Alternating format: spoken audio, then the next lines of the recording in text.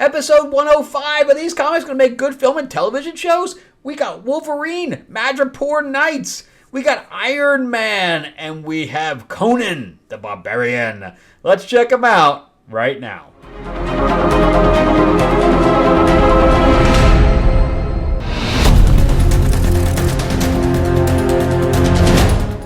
Alright everybody, welcome back to the channel. Thank you so much for hanging with me as we talk about film and television shows and comic books. And specifically, are these comics going to make good film and television shows in the future? Are we ever going to see them again outside of, the comic shop? Let's find out. But before we do, I am your host, Frank Zanca. I'm an award-winning screenwriter, novelist, and comic book writer. I'm also a working line producer. I work on set. Of course, with the strikes, I have not done that lately, which is why I was able to do all these videos over the past year. It is going on a year. It's like 8 months I've been here without really working, aside from a few little things here and there. So I am flying out to LA on Wednesday, so that is comic book day, so I'll be able to do a short with what I picked up, and that's it. Yeah, that's going to be the extent of my interaction with this channel outside of maybe a couple of things like behind the scenes of my time on set or whatever, but I won't have time to do anything else. We'll be working 15-hour days, so and I won't have my rig with me either. So, but anyway, remember to give me a like and a subscribe. Just know that my channel is going to go dark for a little bit. And also, if you are a fan of card games or of Mark Spear's art, he does cover art. He just did a Neil Pavor Zod cover. He's done Vampirella, Spider-Man, Power Rangers, you name it, he's done it. Spawn, that's a big one he's done. And but anyway, we're doing a card game based on his classic monster art. There's a deck builder area control, but we'll talk about that a little at the end here. But if you are interested in learning more, there'll be a link in the description below where you can sign up to get notified about when we launch, which will be on the 20th. So I will still be in LA by the time we launch, but I'm going to try to do like a, some kind of a video, interaction video. All right, so let's jump into these new comics. And so this is Wolverine Madripor Knights number 3. And this is by Chris Claremont, who is obviously well known for his X-Men run back in the 90s. And so it's by Edgar Salazar is the artist on this. And in the last issue, they're tracking this person who's in trouble who is like in a mask and stuff like that. Because there's like a lower part of Madripor and a higher part, and the higher part is attacking the lower parts that they're doing with mutants. And they had Bloodstreak or something to that effect touched both Cap and Wolverine and like drained their life force. So because they're healing slowly throughout the issue, but they were like completely emaciated, and Natasha had to basically drag them onto shore and things to that effect.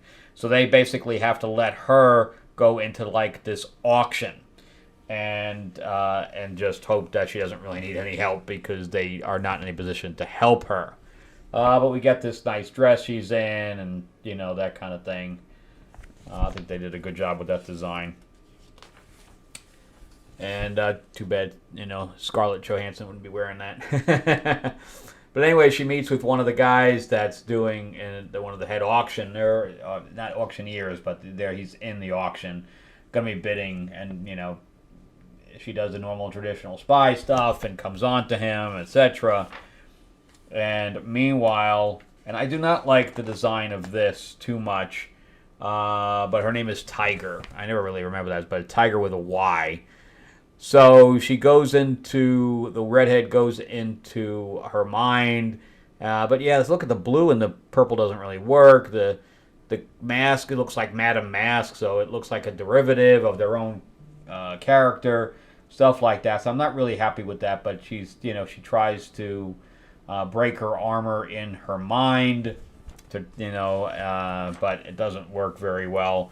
And then, of course, she's interrupted by the other guys. And one with the white hair is the one that takes their life force.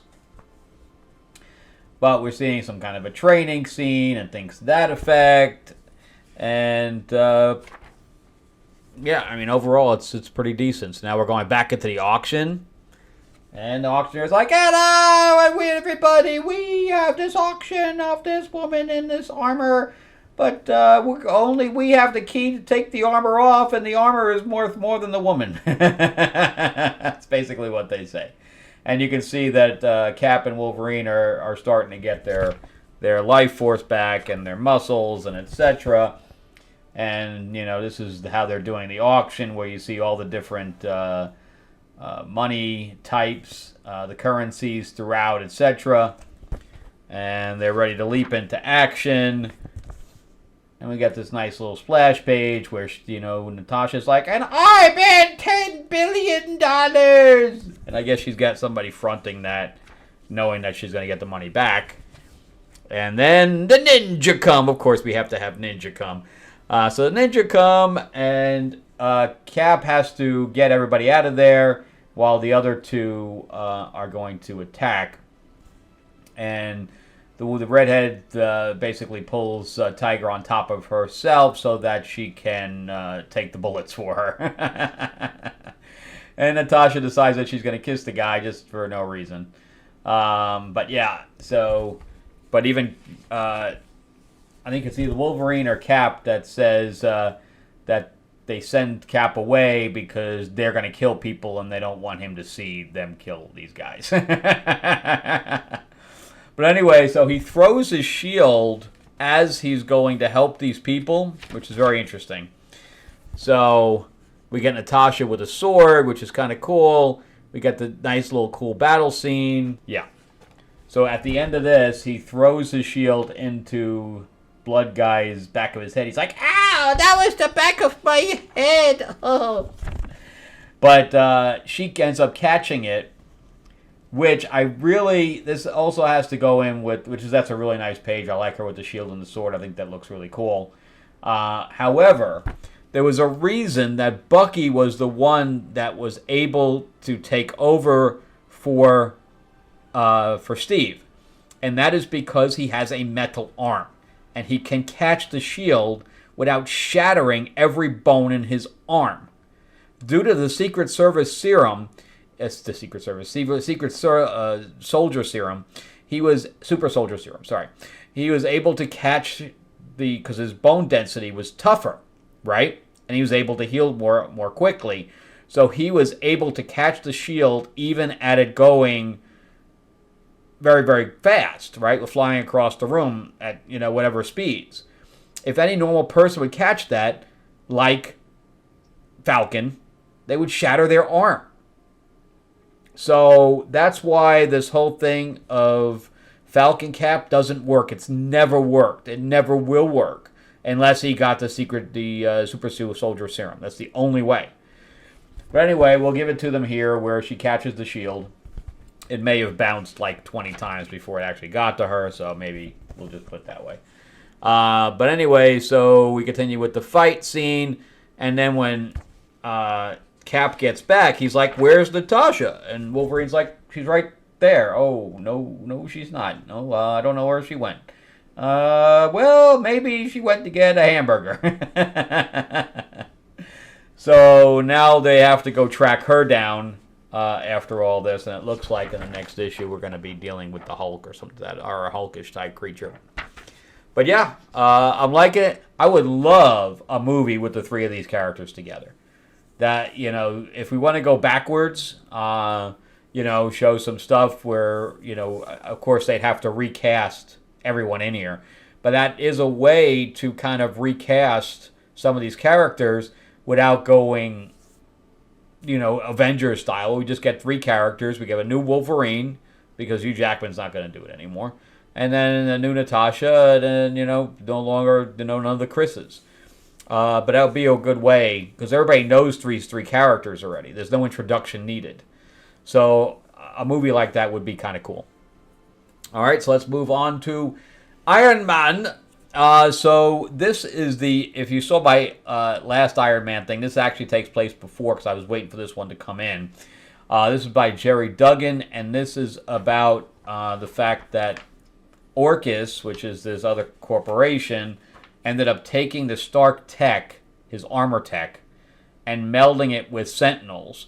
And Tony got married to Emma to track this guy down.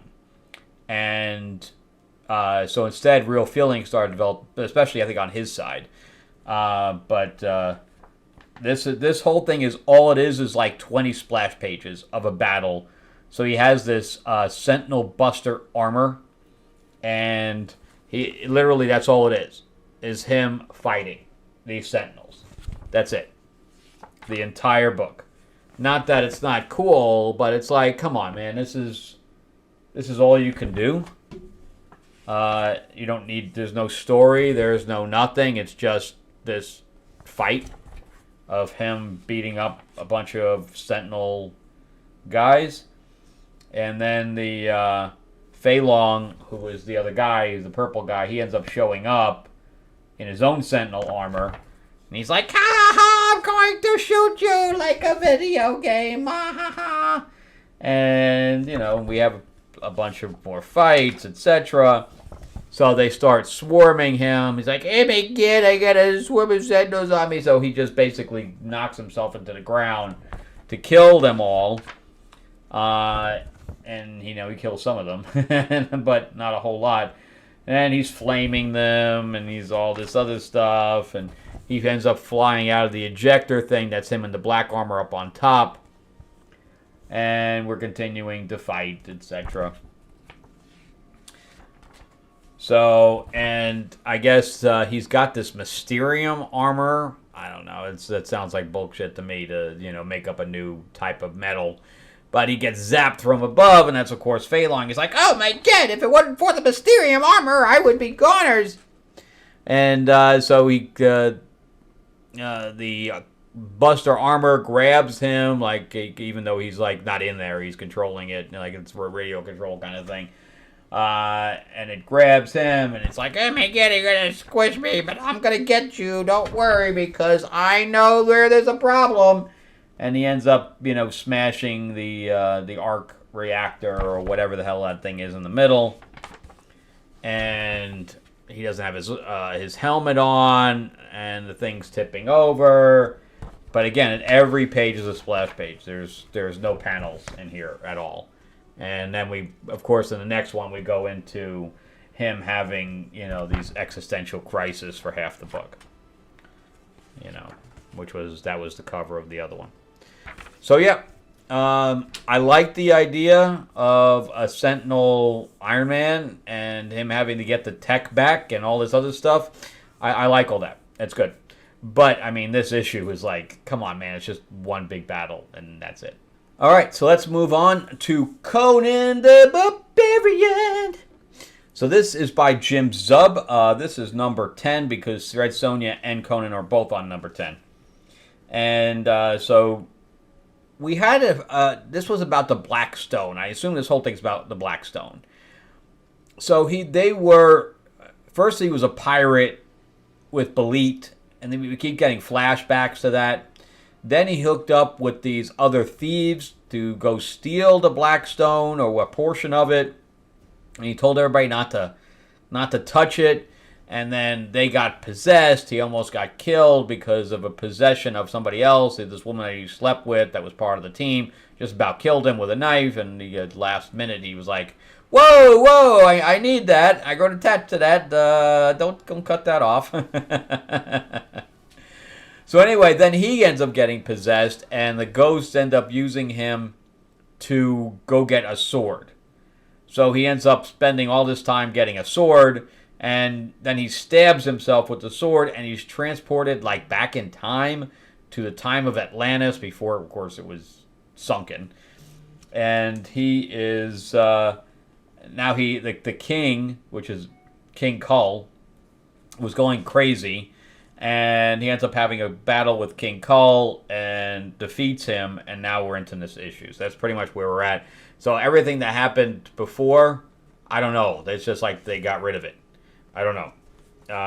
But anyway, we go into, King Kull's backstory, I guess. I don't I think the beginning, I think this flashback is not needed at all. But yeah, so we get into a little bit about Atlantis and King Kull's background. And I guess there was the Black Rock. And I guess he was going nuts, but I guess his mind is back now, and they're about to kill Conan and the other guy. And Kull's going to go stop it. So they're in prison. They're like, oh, well, I guess we're just going to die. Conan's like, oh, you're just going to give up? I'm not going to give up. And then Kull comes in and says, unshackle them. And I guess they're going to go on an adventure.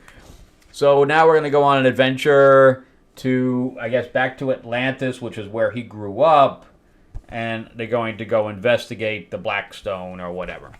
So I think from this point on, it's really good. They're on the boat. They're having a lot of problems with the sea. And he's talking about the slaves that are rowing and all this other stuff. I think it's all good. And then, he's getting to know some of the other warriors that are on the ship. And then there's this woman archer that he ends up gaining the attention of. And, she's acting all like, yes, there's my butt. Let me twerk it a bit for you. And stuff like that. And Kull is like, oh, I guess, he's doing pretty well over there. And maybe he's going to stay with us. And the other guy's like, no, he's a wandering spirit, man. There's no keeping him down. And then, so of course, he has sex with her. And she's, we got some nudity in there. I think it looks pretty good. And then the pirates attack, and he's like, this is the pirate stuff that I would be doing. And she chucks him the sword, and, we get to kill all the pirates, and then they take over the pirate ship and let that go afloat after ransacking it. The pirates didn't, I guess they didn't fare well. And then we have, problems with the weather, and they get through it. Some of the people have died now, so they go down and row on their own. And then they finally make it to shore. And when they do make it to shore, so I like the whole journey thing, and I like the whole things on the boat. I think it's kind of cool. And then we get to the point of where the village where Kull grew up. And all the artwork is basically a throwback to that time in the 70s. Late 70s, and we see that there is just a crater there right now. And so we have no idea what's going to happen from this point on.